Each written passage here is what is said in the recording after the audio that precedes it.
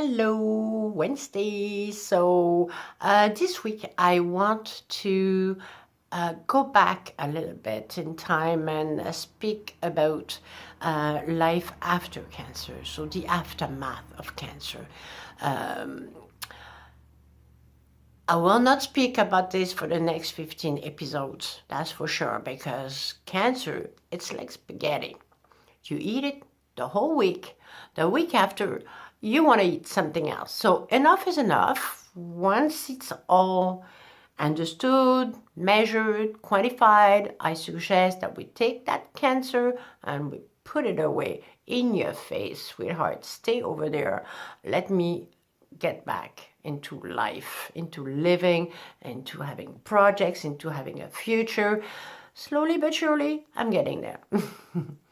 So anyways, the reason why I will be talking about it is because a friend of mine asked me for some help for somebody she knows who just finished chemotherapy, and that person had like a type of cancer that required surgery, adding like a non-natural way of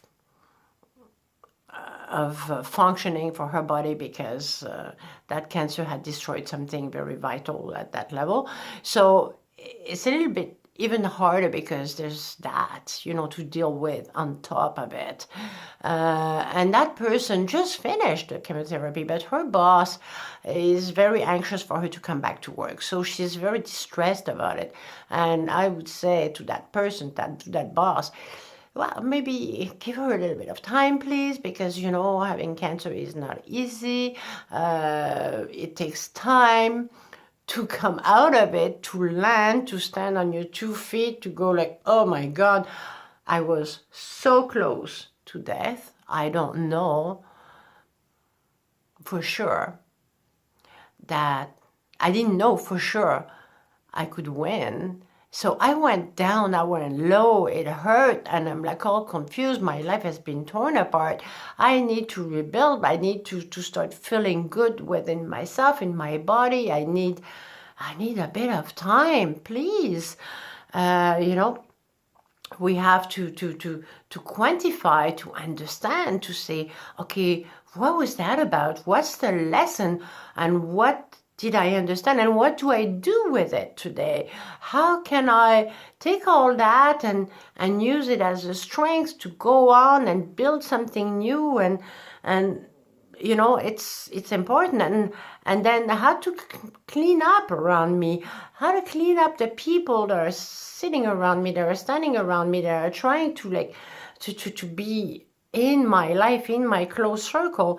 I had to do that clean up during the cancer, when I was very fragile, and I needed to have like just a very, very close people around me. Today I still have to do that, because some people are totally unaware of what I went through, or what she went through, or what he went through.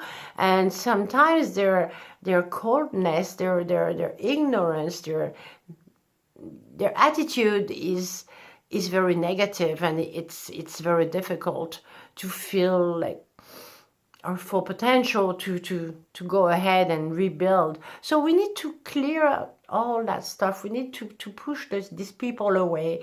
We need to really build a new vision consciously of what it is that we can do, what it is that we want to do, and who did we become after all this.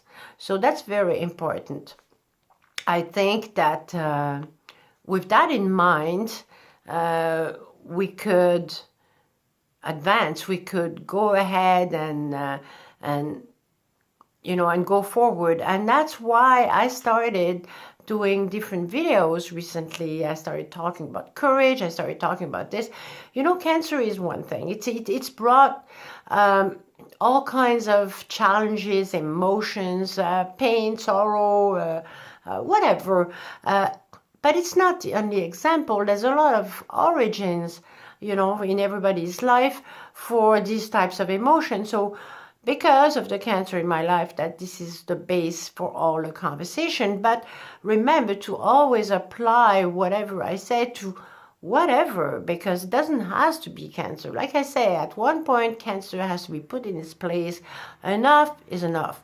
So anyways, I think that this week we could take the time to think about whatever challenge that we're going through, whether it's tiny, medium size, big freaking challenge. Let's take the time to think about it, to measure, quantify, apply to our brain, and ask ourselves, okay, so this is the challenge, fine, but what do I do with it? What do I do with all of that stuff? How does it make me stronger? Put it away, and go right ahead. Anyway, for this week, might be a good idea. Bye.